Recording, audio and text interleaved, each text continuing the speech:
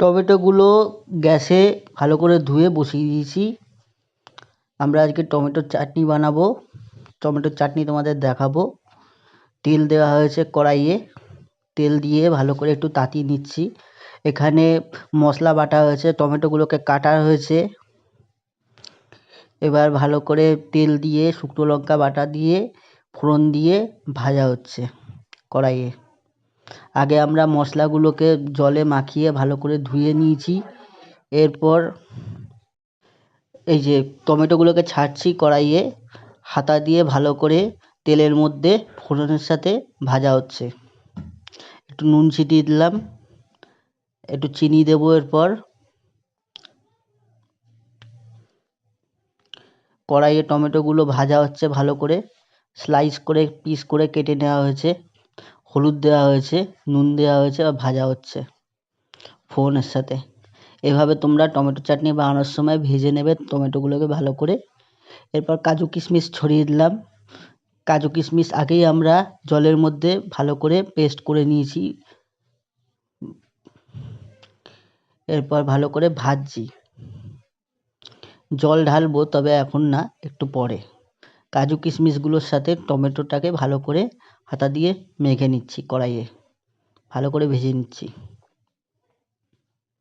তোমরা বাড়িতে এরকম টমেটোর চাটনি বানিয়ে খেতেই পারো খুব সহজেই। কালারটা দেখো কি সুন্দর হয়েছে চাটনির, টেস্টিও হবে মনে হচ্ছে খুব ভালোই। হাতা দিয়ে আমরা ভালো করে একটুখানি কড়াইয়ে একটু ভাজছি।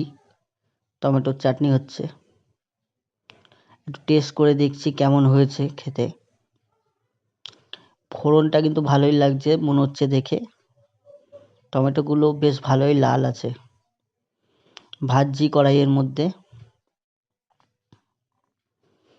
এরপর আমরা চাটনি করে খাবো। আজকে ভাতের সাথে বেশি কিছু হয়নি, টমেটোর চাটনিটা ওই জন্য স্পেশালি বানানো হচ্ছে। জল ঢেলে দেওয়া হলো, জলের মধ্যে যাতে টমেটোগুলো সেদ্ধ হয় একটু ভালো করে। চিনি দিলাম, কিন্তু টমেটোর মধ্যে বেশ অনেকটাই চিনি নিয়ে নিয়েছি। তোমরা তোমাদের পরিমাণ মতো চিনি দিয়ে দেবে। এরপর ভালো করে ভাজছি টমেটোগুলোকে, কাজু কিশমিশের সাথে চিনি দিয়ে ভালো করে ভেজে নিচ্ছি। আর একটু আমরা লেবুর রস ছিটিয়ে দিয়ে দিলাম যাতে টেস্টি হয় চাটনিটা। তোমরা চাইলে লেবুর রসটা স্কিপও করতে পারো, নাও দিতে পারো। আমরা টেস্টি হওয়ার জন্য শুধুমাত্র দিচ্ছি। কালারটা কিন্তু ভালোই হয়েছে টমেটো চাটনির, খুব সুন্দর লাগছে দেখতে। আর একটু সামান্য আমরা ছিটিয়ে দিলাম নুন, আর একটু ফোড়ন ছিটিয়ে দিলাম। এরপর কিন্তু ফোড়ন দিয়ে বেশ ভালোই টেস্টি দেখাচ্ছে কালারটা। ভাতের সাথে আমরা খাবো। তোমরা রুটির সঙ্গেও খেতে পারো টমেটোর চাটনি। এরকমভাবে কিন্তু তোমরা, আমাদের চাটনি রেডি হয়ে গেছে। তোমরা এরকম টেস্টি চাটনি বানিয়ে খেতেই পারো বাড়িতে।